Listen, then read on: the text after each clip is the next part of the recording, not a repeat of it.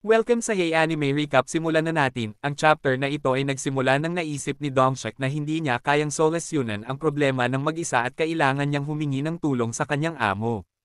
Pumunta si Dongshik sa punong tanggapan ng Awakeners Association sa Korea at pumasok sa isang kwarto na mas mababa ang temperatura kaysa sa normal. Kahit na nakasuot siya ng sapat na damit para mabuhay sa North Pole, nanginginig pa rin siya habang ikinukwento ang tungkol kay Sejin sa kanyang amo. Sinabi ni Dongshik na si Park Sejin ay sinasabing pumasok sa tore ilang buwan na ang nakakaraan at mabilis na umakyat sa antas 40. Ang taong kanyang kinakausap ay ang kanyang amo na nagbabasa ng detalyadong ulat. Sinabi nito na hindi pa tiyak ang lokasyon ni Sejin, ngunit kilala siya dahil sa kanyang mga mahiwagang cherry tomatoes na ibinebenta ng isang naglalakbay na pas ang mga ngalakal.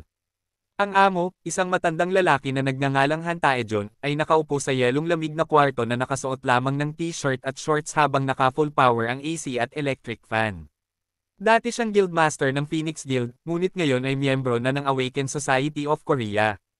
Tinanong ni Dongshik si Taejon kung maayos pa ba ang kanyang kalagayan, at sandaling natahimik ang matanda. Pagkatapos ay inulit niya ang tanong ng may sarkasmo at biglang nag-transform bilang Endeavor mula sa My Hero Academia. Galit siyang sinabi na iniisip ni Dongshik na magiging maayos siya sa kabila ng mga nangyayari. Naging apoy ang buhok ni Taejon at sinabi na itinago ni Dongshik ang pagkakakilanlan ng isang mahusay na talento nang naabot na nito ang antas 40 ng tore. Bukod pa rito, kailangan niyang manatili sa yelong lamig na kwarto at walang magawa kundi sipsipin ang kanyang mga daliri dahil sa kanyang mga kapangyarihan. Tinanong niya si Dongshik kung magiging maayos ang sino man sa ganitong kalagayan, at tinanggal niya ang kanyang hood habang sinasabi sa kanyang amo na nagiging pabigla-bigla ito. Tinanong niya si Taejon kung hindi ba ito pumunta sa ika-52 palapag ng tore ng walang pahintulot, ngunit hindi tinanggap ng matanda ang kanyang sinabi. Sinabi nito kay Dongshik na huwag ipaghalo ang dalawang bagay na iyon at tinanong kung may tinatago pa siya. Nang sinabi ni Dongshik na ayon sa ulat ang lahat, medyo kumalma si Taejon, ngunit ang ulat ay naging abo na. Idinagdag ni Dongshik na ang trabaho bilang magsasaka sa tore ay bago at hindi pa naganap sa kasaysayan ng tore. Hindi interesado si Taejon na marinig ang karagdagang detalye, kaya siya ay umupo. Bigla, lumitaw ang mga paso ng apoy sa kanyang mga braso dahil sa kanyang kapangyarihan, at binanggit ni Dongshik na lumalaganap ang sumpa ng apoy. Tumawa lamang ang matandang lalaki, sinabing ito ay parang kilati lamang. Ngunit ang katotohanan ay ang kanyang sumpa ang nagkulong sa kanya sa kwarto na ito imbis na makapasok siya sa tore.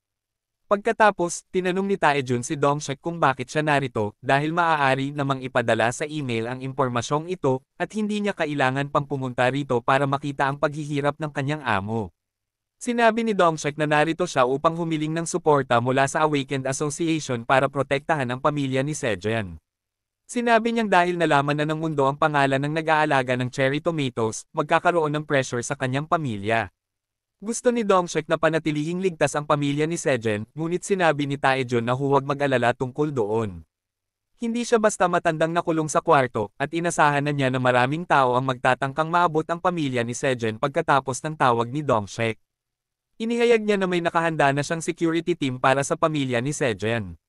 Sinabi ni Taejon kay Dongshik na siya na mismo ang mamahala sa sitwasyon dahil kilala niya ang pamilya at mas madali para sa kanya na makipag-ugnayan sa kanila. Determinado siyang hindi maaga ng ibang bansa ang mahusay na talento ni Sejin. Sinabi rin ni Taejon na may mga pagtatangka mula sa ibang bansa na maabot ang pamilya ni Sejin at pinagtanong ito kay Dongshik. Nagulat si Dongshik sa narinig dahil wala siyang impormasyong ganito, at napagtanto niyang hindi nawawala ang galing ng kanyang amo kaya't pinasalamatan niya ito. Pagkatapos, binigyan niya ito ng regalo, isang maliit na basket. Nagulat ang matanda nang makita ang mga kamatis, at sinabi ni Dongshik na ito ay mga mahiwagang cherry tomatoes na pinalago ng magsasaka sa tore, si Sejin. Sinabi niyang natanggap niya ang mga ito bilang regalo mula sa naglalakbay na pas ang mga ngalakal na si Theo. Sinabi ni Dongshik na bagaman hindi kaugnay ng sumpa ang epekto ng mga kamatis, makakatulong pa rin ang mga ito dahil sa kanilang nutrisyonal na halaga. Natuwa si Taejon sa cherry tomato at isinubo ang isa, nalaman niyang ito ay masarap. Pagkatapos noon, pumunta si Dongshik sa bahay ni Sejin, at nagulat ang pamilya nito sa mga red along dinala niya. May mga malalaking balde ng mahiwagang cherry tomatoes, carrot, at mais sa harap nila. Habang ang mga magulang ni Sejin ay mga boomer na hindi alam ang uso, alam ng kanyang kapatid na si Sedel kung ano ang nakikita niya. Sinabi niya na ang cherry tomatoes para sa pagpapapayat ang pinakasikat na diet food ngayon. Namangha siya na pinalago ng kanyang kapatid ang mga kamatis, pati na rin ang mga carrot at mais, at nagulat din ang kanyang mga magulang. Pagkatapos, sinabi ni Dongshek sa kanila na maaaring hindi nila alam ang sitwasyon sa labas ngayon, ngunit maraming tao ang interesadong maabot sila. Sinabi niya na hindi sila ligtas ngayon, at gustong protektahan ng Korean Awakened Association ang pamilya nila. Hiniling niya na mag-impake na sila at maghanda na lumipat. Nalungkot ang ina ni Sejen nang malaman na kailangan nilang umalis sa kanilang bahay. Inisip din ng kanyang ama na matagal silang mawawala at nagreklamo na hindi pa nila nababayaran ang utang sa bahay. Sinabi ni Dongshek na huwag mag-alala dahil nakahanda na ang isang bahay para sa kanila sa isang magarang lugar na tinatawag na Honimdong. Nasabik si Sedol nang marinig ang pangalan ng lugar dahil maraming sikat na artista ang nakatira roon. Gusto niyang malaman kung sino ang mga kapitbahay nila, at sinabi ni Dongshek na nakatira rin siya doon kasama ang kanyang pamilya. Hindi impressed si Sedol dahil inaasahan niyang may cute na idol group na nakatira malapit sa kanila. Sinabi ni Dongshek kung gusto ba niya ng idols at kung narinig na niya ang kilalang grupo na LJSN Group. Ngumiti si Sedol at sinabi niyang malaking fan siya ng grupo at kilala ito sa buong Korea. Nang kinuha ni Dongshek ang kanyang telepono, nagulat si Sedol dahil naisip niyang may magandang balita ang tao. Sinabi ni Dongshek na malaking fan din siya ng grupo at may malakas na koneksyon siya sa LJ Group. Ipinakita niya ang larawan ng kanyang sarili at ng kanyang anak na babae at sinabi kay Sedol na ang kanyang anak na si Sira ay miyembro ng nasabing LJ Group. Sinabi niyang dahil malaking fan siya, gusto niyang anyayahan si Sedol sa kanilang bahay. Nawala ng kontrol si Sedol nang malaman niyang ang idol na si Sira ay anak ni Dongshek. Siya ang leader at pangunahing bokalista ng grupo, at isang henyo pagdating sa pagsulat ng kanta, pag-compose, at pagkanta. Sumigaw siya na napakaganda ni Sira at hindi niya mapigilan ang kanyang kasiyahan. Yumuko siya kay Dongshek at sinabing narinig lamang niya na ang ama ni Sira ay isang hunter, ngunit hindi niya alam na siya ang leader ng Phoenix Guild. Sobrang nadala si Sedol at sinimulang tawagin si Dongshek na tatay at hinihiling na tanggapin siya. Pinasasalamatan siya at sinusuhulan, habang nagtataka ang tunay niyang ama kung bakit inaagaw ng isang estranghero ang kanyang lugar, mas nag-aalala naman ang ina tungkol kay Sejen, na halatang paborito niyang anak. Sinabi ni Dongshek sa kanila na nagtatrabaho si Sejen sa tore bilang magsasaka at hindi nila ito alam dati. Noong una, inisip lang nila na nagtatrabaho siya ng mabuti sa tore, ngunit mas mahirap pa palang magsaka. Umaasa siyang nasa maayos na kalagayan si Sejen at iniisip kung may nag-aalaga sa kanya. Well, may isang nag-aalaga sa kanya, at ito ay walang iba kundi ang Sunere na dragon alien. Nagluluto siya ng isang bagay mula sa isang recipe book, lalo na para kay Sejen. Naglalagay siya ng mga wonder-working na kabute at isang millennium-old dimension starving demon sa stew bago ito timplahin ng ordinaryong rock salt. Dahil dito, nagsimulang magningning ang stew, indikasyon na ito ay luto na. Tuwang-tuwa ang alien na tapos na ang kanyang regalo. Samantala, si Sejen ay nasa kanyang outdoor field, tinitingnan ang mga spring onion plants na mahusay na lumaki. Nangolekta siya ng ilang buto mula sa mga bulaklak ng sibuyas ilang araw na ang nakaraan at itinanim ito sa labas. Ngayon, 2 linggo na ang lumipas at ang mga buto ay naging mature na mga halaman.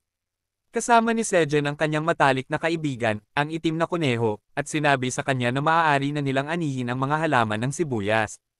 Umaasa siyang makakakuha ng item sa pamamagitan ng pag-aani ng mga halaman mula sa mga buto, ngunit habang pinuputol niya ang isang dahon gamit ang kanyang punyal. Nalaman niyang ito ay karaniwang dahon ng sibuyas lamang at wala itong impormasyon na window. Nadismaya si Sejen na hindi ito isang item at iniisip kung ito ay dahil hindi ito isang prutas.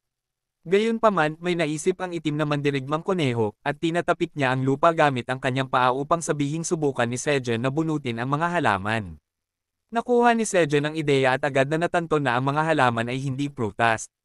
Bunutin niya ang isang halaman ng sibuyas mula sa lupa, at habang ginagawa niya ito, lumitaw ang isang system window sa kanyang harapan na nagsasabing naani niya ang isang detoxifying green onion. Ang iba pa niyang kasanayan ay nagkabisa rin pagkatapos nito. Salamat sa kanyang kasanayan sa pag-aani, na umabot na sa level 4, ang ani niyang halaman ay isang antas na mas mataas kaysa karaniwan. Nadagdagan din ang kanyang job experience ng 36 na X-points, at nadagdagan ang proficiency ng kanyang kasanayan.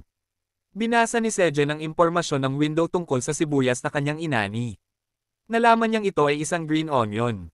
Sinasabi niya na ito ay isang C+ rated crop, at kapag kinain, maaaring mag-detoxify ng mga lason na grade C+ o mas mababa pa sa loob ng 1 oras.